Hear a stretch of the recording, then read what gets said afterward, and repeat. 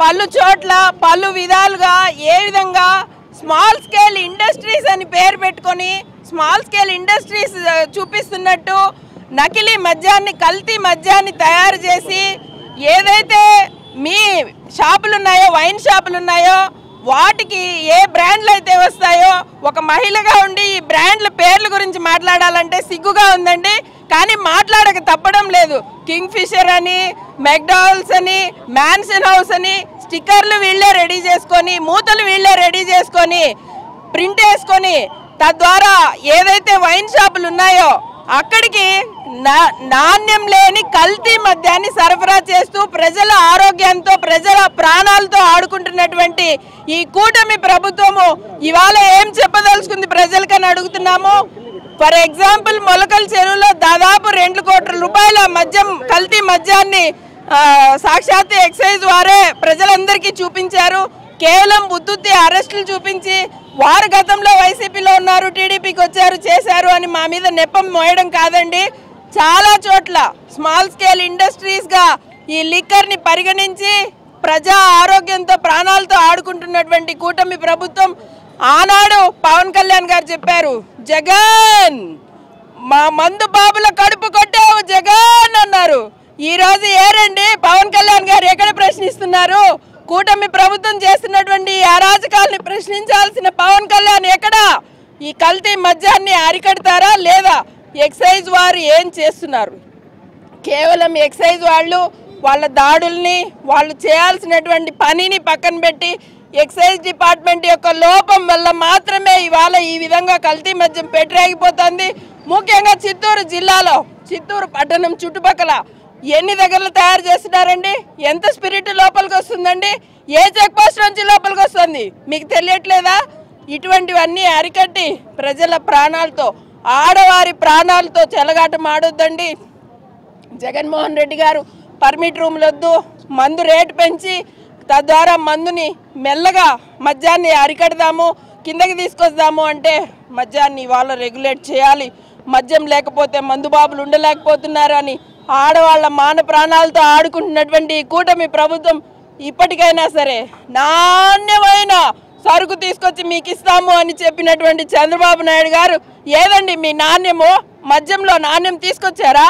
నాణ్యమైన మద్యాన్ని సరఫరా చేస్తున్నారా మీరు?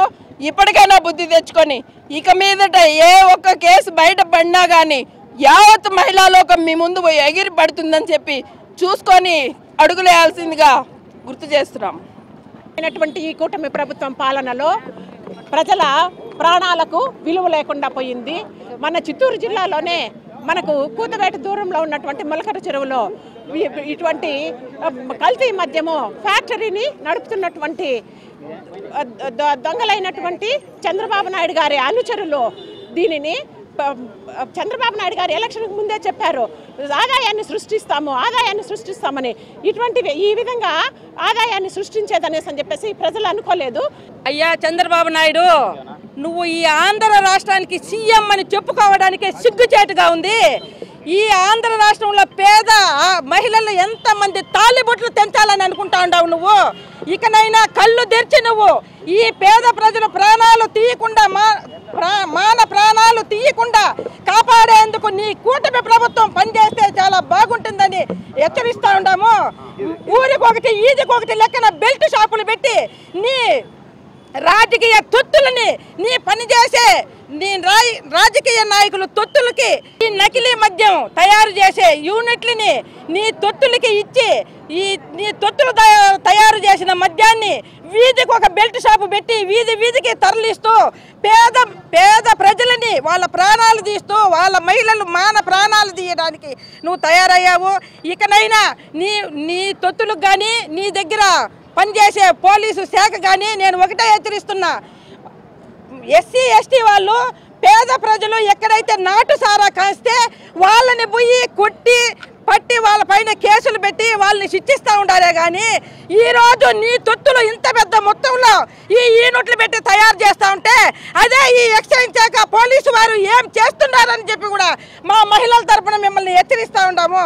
గత కొద్ది రోజుల ముందు వెలుగులోకి వచ్చిన మొలకల చెరువు వద్ద ఒక కుటీర పరిశ్రమ, అదేంటంటే నకిలీ సరఫరా చేస్తున్న మద్యం ఒక పెద్ద ఫ్యాక్టరీ ఏర్పాటు చేసుకున్న ఈ కూటమి ప్రభుత్వం రాష్ట్రమంతా ఈ నకిలీ మద్యపానాన్ని సరఫరా చేస్తూ ప్రజల ప్రాణాలు తీస్తున్నారు. దీనికి ముఖ్య కారణం ఎవరని మేము ప్రశ్నిస్తున్నాము. ఎవరైనా కూడా కానీ ఈ వైఎస్ఆర్సీపీ కుటుంబ సభ్యులందరూ ప్రశ్నిస్తున్నాము. ఎవరిని ఉపేక్షించేది లేదు. కూటమి ప్రభుత్వం అధికారంలోకి వచ్చి దాదాపుగా 1.5 సంవత్సరం కావస్తోంది. అధికారం చేపట్టడానికి చంద్రబాబు నాయుడు చెప్పిన సూక్తేరా అంటే సంపద సృష్టిస్తా అన్నాడు. నిజంగానే చంద్రబాబు నాయుడు మాట నిలబెట్టుకున్నాడు, సంపద సృష్టిస్తా అన్నాడు. కానీ రాష్ట్ర ప్రజలకు కాదు, ఆయనకి, ఆయన తొత్తులకి, ఆయన ఎమ్మెల్యేగా నిలబెట్టుకున్న వ్యక్తులకి సంపద ఎలా సృష్టిస్తా అన్నాడు అంటే కల్తీ మద్యం, ప్రతి దాంట్లో కల్తీ అని ఏదైతే జగన్మోహన్ రెడ్డి గారిని అప్పుడు జే బ్రాండ్ అంటున్నారో జే బ్రాండ్ లేదు కానీ ఎన్ బ్రాండ్ వచ్చింది. నారావారి సారా అని కొత్తగా రాష్ట్రంలోకి ప్రవేశించి రాష్ట్రంలోని ప్రజలందరినీ శాసిస్తూ రాష్ట్రంలోని ప్రజల మరణానికి కారణమవుతున్న ఈ ఎన్ బ్రాండ్ని రాష్ట్రంలోని ప్రజలందరూ కూడా మూకుమ్మడిగా అరికట్టాలని కోరుకుంటూ పవన్ కళ్యాణ్ అనే వ్యక్తి ఎలక్షన్ టైంలో ఒక మాట అన్నాడు, మద్యపాన ప్రియుల పొట్టగొడుతున్నావు జగన్ అని. ఇప్పుడు అదే పవన్ కళ్యాణ్ని కోరుకుంటున్నాము, మద్యపాన ప్రియుల పొట్టగొడుతున్నావు నారావారి సారా పెట్టి అని నారా చంద్రబాబు నాయుడిని ఇదే పవన్ కళ్యాణ్ ప్రశ్నించాలని కోరుకుంటున్నా. మరి ఇంకొక విషయం కూడా చెప్పాలి, గవర్నమెంటే బెల్ట్ షాపులు నడిపించి గవర్నమెంట్ ఆధ్వర్యంలోనే మద్యాన్ని పెట్టిన జగన్మోహన్ రెడ్డి గారి ఇంట్లో మిషన్లు పెట్టి దాంట్లో వచ్చిన డబ్బును ఎంచేదానికి 24/7 మిషన్లు పెట్టి 1200 మంది మనుషులతో ఆ డబ్బులు లెక్క పెడతారని చెప్పిన ఇదే కూటమి ప్రభుత్వానికి ఈరోజు నేను క్వశ్చన్ చేస్తున్నాను.